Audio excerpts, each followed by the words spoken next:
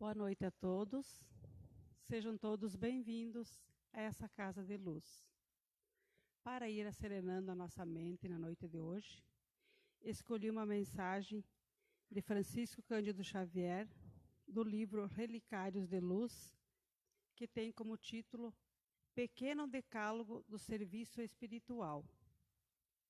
Se procuras materializar o espírito, espiritualiza a matéria. Se desejas aumentar o uso da alma, diminui o uso da carne. Se buscas receber, aprende também a dar de ti mesmo. Se pretendes encontrar a luz, foge à sombra. Se buscas verdadeiramente o bem, evita o mal. Se aspiras à integração com a verdade, abstente da fantasia. Se julgas o privilégio desagradável nos outros, não reclames prerrogativas ao teu círculo pessoal. Se esperas realização nobre, não ouvides o trabalho incessante, a persistência no bem, o estudo edificante, a sementeira benéfica e o serviço desinteressado aos semelhantes. Se guardas a revelação dos céus, revela-te com humildade diante do Senhor e diante dos teus irmãos, com espírito de reconstrução do próprio destino. Se busca a bênção consoladora na doutrina dos Espíritos, sob a aspiração de Jesus, nosso Mestre e Senhor, traze com alegria o Espiritismo por fora, mas não te esqueças de conservar o Evangelho por dentro. Com essa mensagem, então, vamos começar a nossa palestra. Que Deus e Jesus iluminem a nossa irmã Elise para as palavras que ela preparou para nós na noite de hoje. Que Deus e Jesus estejam conosco. Assim seja.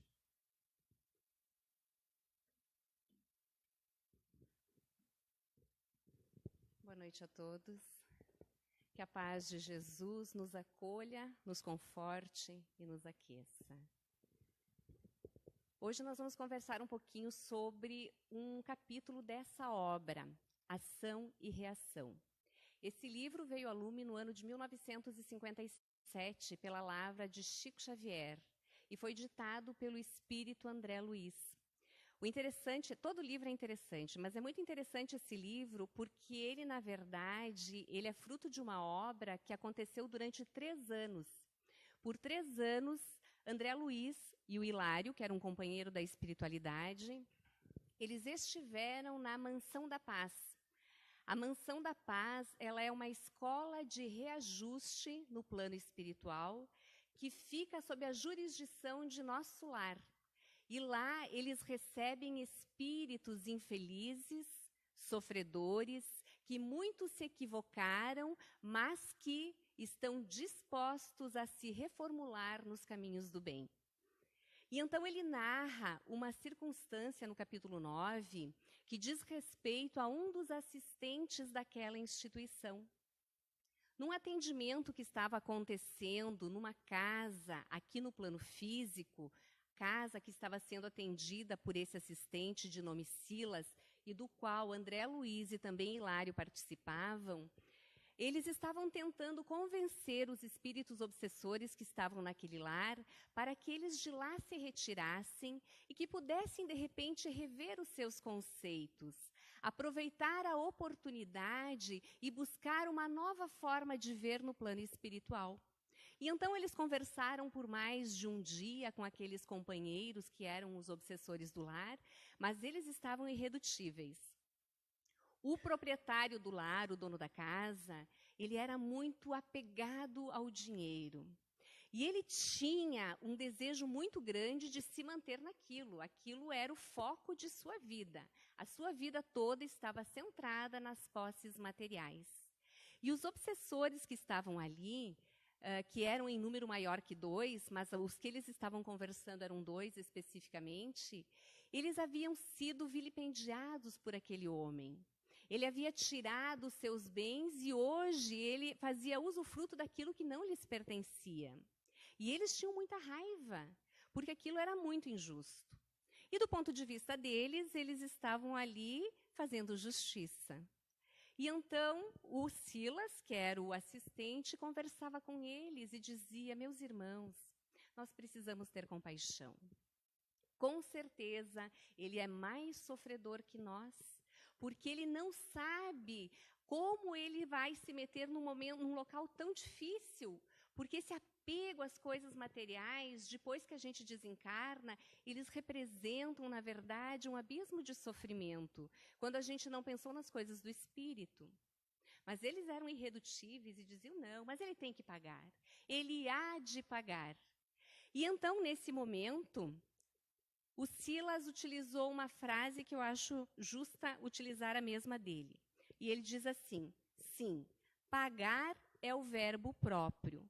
Contudo, como pode o devedor resgatar-se quando o credor lhe subtrai todas as possibilidades de solver os débitos? Que a nós mesmos cabe sanar os males de que somos autores, não padece qualquer dúvida. Entretanto, se nos compete retificar hoje uma estrada que ontem desorganizamos, como proceder se nos decepam agora as mãos? E aí aqueles espíritos que o ouviam olharam para ele um pouco assim assustados e disseram: você é padre? Você deve ser padre, porque você está querendo nos conduzir por esse caminho do Cristo. A gente está percebendo. E ele então lhes diz: não, meus irmãos, muito pelo contrário. Eu sou um irmão que precisa também retificar o passo. Estou aqui conversando fraternalmente com vocês, mas isso que digo hoje é algo que também necessito. E então ele convidou eles para irem até fora do lar para que ele narrasse aqueles espíritos obsessores, a André Luiz e também ao Hilário, que estavam juntos, a sua última experiência na carne. E eles foram. Então sentaram-se, um céu estrelado, e ele começou a lembrar da sua última existência. Silas havia nascido num lar muito tranquilo, muito sereno, com grandes poderes aquisitivos, pois o seu pai havia herdado grande fortuna dos seus avós. Ele era formado na área do direito, mas por não necessitar financeiramente, ele nunca tinha trabalhado como advogado. Tinham muitos bens. E a mãe era uma pessoa muito devotada, muito religiosa. E ela sempre tentava incutir, tanto no Silas quanto no marido, os valores do espírito, os valores morais. Mas ela percebia que desde muito cedo Silas ele se mostrava meio que alheio, ele não tinha o desejo de ouvir aquilo que ela dizia, não participava com ela desse ministério de amor. E então ela ficou um pouco preocupada, porque ela via os pendores negativos do filho. E devagarzinho ela ia conversando, trabalhando, exemplificando, mas ele sempre irredutível, muito afeito às coisas do pai, muito interessado na parte financeira desde muito jovem. E então ela resolveu incutir nele o desejo de fazer medicina. E ela dizia para ele: filho, faça medicina. Você pode servir a Jesus aqui na terra. Você irá atender as pessoas doentes, as pessoas desvalidas, as que não podem pagar. Você fará tanto bem aqui no mundo. E ele não discutia com ela, mas ele pensava: que tola. Imagina, atender gente pobre. Se eu fizer medicina, vai ser para poder atender a elite, não os pobres. Isso não me interessa. E até que ele resolveu realmente fazer medicina. Cursou medicina, faltando um pouquinho assim para se formar, a mãe desencarna. E ele então narra que ele recebeu o título de médico, mas com a morte da mãe ele não teve dúvidas. Não iria fazer uso daquela profissão. E realmente não praticou a profissão de médico.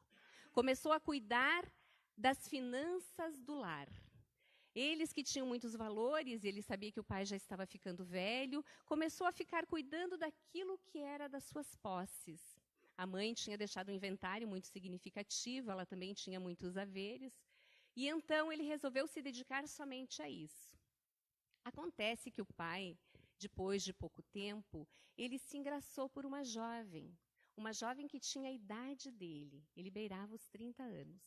E ele ficou extremamente preocupado com aquilo, porque ele pensou, puxa vida, a essa altura do campeonato, meu pai se engraça por uma interesseira.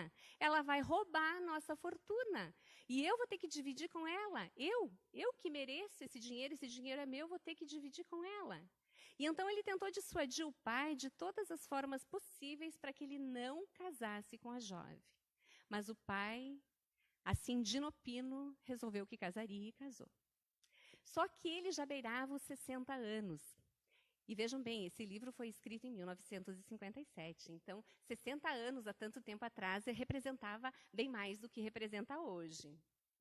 E ela, nos seus 30 anos, na sua juventude, ela queria participar dos folguedos da sociedade, então queria ir a jantares, a festas, e ele até acompanhou ela por um tempo.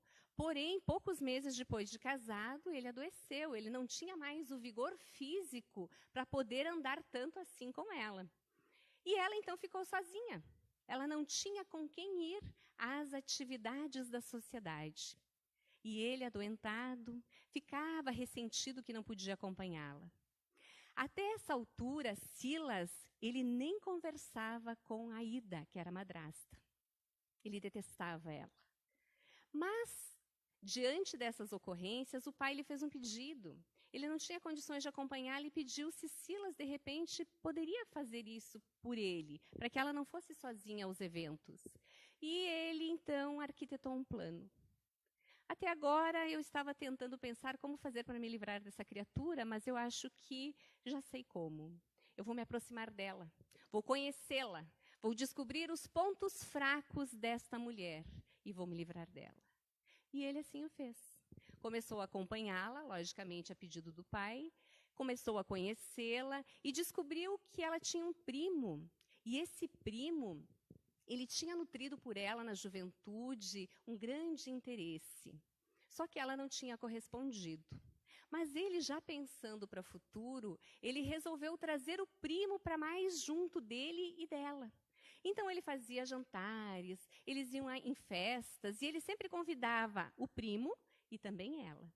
Sempre incitando para que eles estivessem próximos e ficassem cada vez mais juntos, pensando em terminar com o casamento do pai. E isso aconteceu. Demorou em torno de 1 ano para que eles começassem um romance. O marido continuava acamado, e eles então começaram um romance. O primo e a Aida, a madrasta. Então, numa determinada noite, ele organizou o plano, arquitetou a parte final e permitiu que eles estivessem juntos num quarto contíguo ao seu. E foi até o quarto do pai e disse, meu pai, o senhor não sabe o que está acontecendo nessa casa. Eu sinto lhe dizer, mas eu também descobri hoje. A Aida lhe trai. E o pai não acreditou. Isso não pode ser verdade. E então ele narrou brevemente os acontecimentos e o pai quis prova. E ele não se fez de rogado e levou o pai, então, até o quarto onde os 2 amantes se encontravam. A gente imagina a cena. Foi um horror. O jovem, então, saiu, né, o enamorado de Aida. A Aida teve um surto, ficou extremamente desequilibrada, xingou, humilhou o marido, e o marido também fez da mesma forma com ela. E ela, ante aquele ataque de desequilíbrio, chegou a adoecer. Aquela foi uma noite bem difícil naquele lar. E ela adoeceu diante dessa situação, e no cabo de 2 semanas, ela veio a falecer. E então Silas ficou encantado. Ele disse, isso, deu tudo certo. Ela morreu, agora o dinheiro é só meu. Eu posso fazer o que eu quiser. Controlo o meu pai agora, porque provavelmente ele não vai querer cair mais em nenhum romance. E eu vou dar conta agora de todo esse dinheiro que me pertence. Porém, 2 meses depois, o pai, violentamente doente, chama Silas no seu leito de morte. E ali no leito de morte, o pai confessa a Silas que ele, o pai, havia dado veneno para Aida. Aida havia morrido envenenada, na verdade. E então, naquela hora, Silas recebe um choque de consciência. E ele se dá conta de tudo que ele havia feito. Ele abraça o pai e chora copiosamente de remorso. Está destruído. E segurando o corpo inerte do pai, o pai desencarna e ele se sente a criatura mais infeliz, a criatura mais réproba de todo o planeta. O que ele tinha feito? Por que ele agir assim por impulso? Porque ele não havia refletido quantas vidas ele havia prejudicado. E ele só consegue se dar conta ali, na hora que o pai desencarna e lança a ele aquilo que ele havia feito. Ele se sente culpado. E então ele não consegue mais ficar na casa. Porque ele olha para tudo que ele tem e ele se sente só, extremamente só e desventurado. E então ele começa a empreender viagens para fora do país. Ele tenta amortecer a sua consciência, mas ele narra no livro que ele via espetáculos maravilhosos na Europa, mas ele ficava profundamente desolado, sentindo-se extremamente triste. Comia das melhores comidas, mas a boca sempre ficava amarga. Não sabia mais sorrir, não conseguia mais viver. E viveu isso por um bom período de tempo, até que resolveu retornar ao Brasil. Mas não teve coragem de voltar para casa. Então, um amigo de seu pai resolveu acolhê-lo, algo que deveria ser de breves dias, mas ele acabou se estendendo e ficou alguns meses.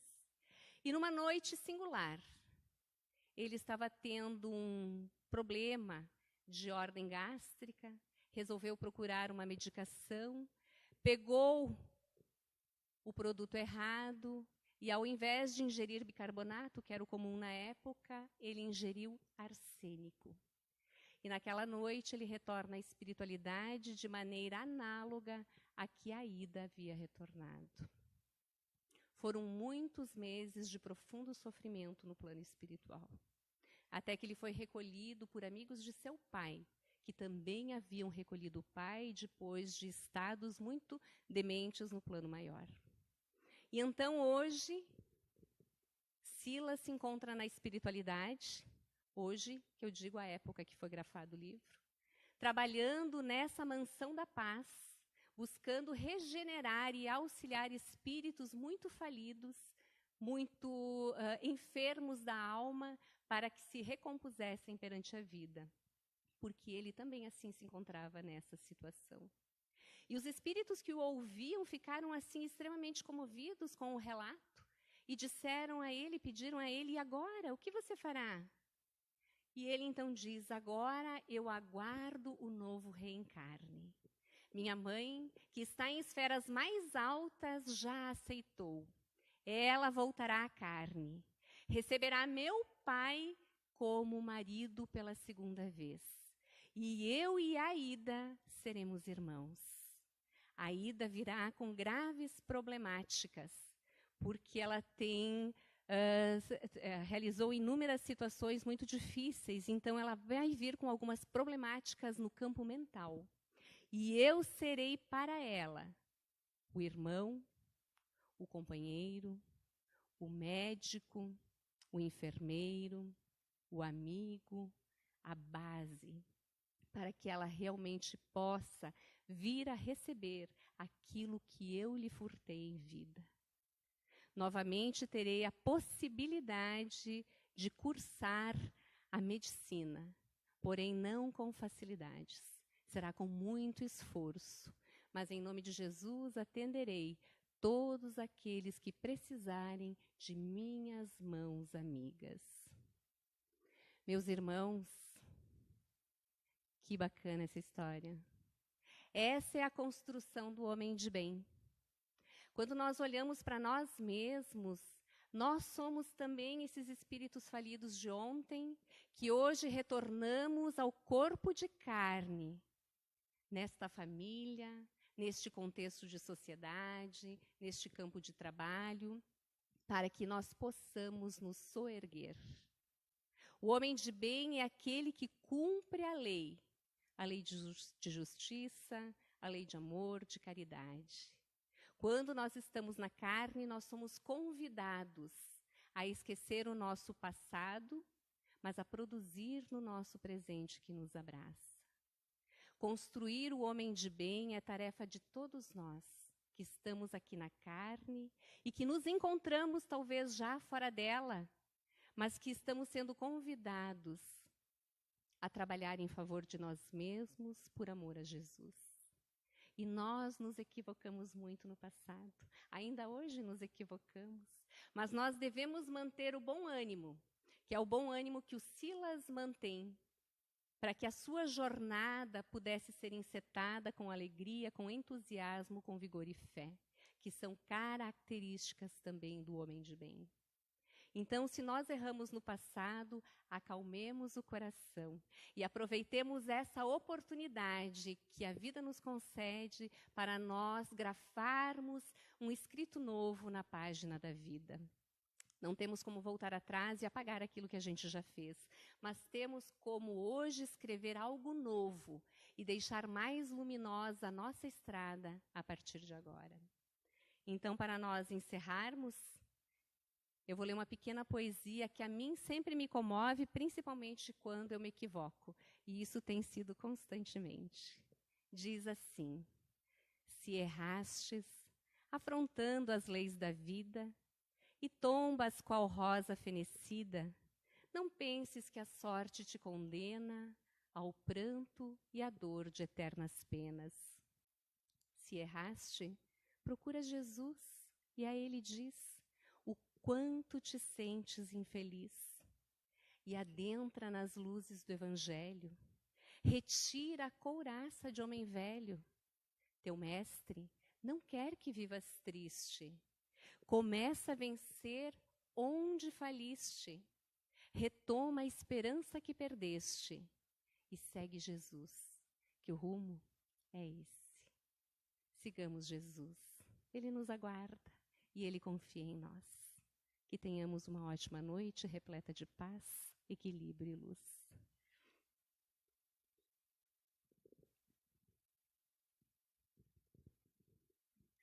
Depois dessas belíssimas palavras, dessa lição de vida para nós, vamos passar agora para a segunda parte, que é a parte de radiação. Quem quiser pode fechar os olhos, descruzar as pernas, e vamos iniciar a nossa irradiação da noite de hoje.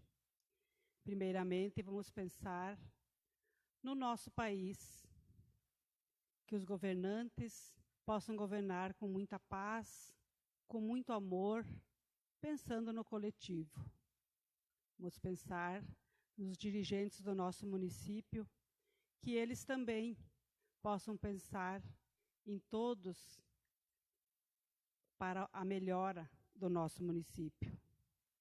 Vamos pensar naquelas pessoas que se encontram nas cidades grandes, aqueles moradores das ruas, que agora começa o inverno e muitos não têm um pedaço de pão, uma sopa, nem sequer um copo de água. Que eles possam receber nessa caminhada alguém que lhe acolha, que lhe dê amor, carinho e também um pedaço de pão.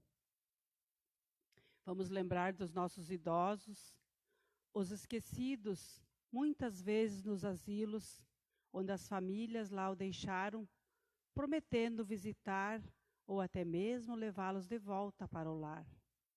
Que eles recebam das pessoas que lá trabalham muito amor, muito carinho.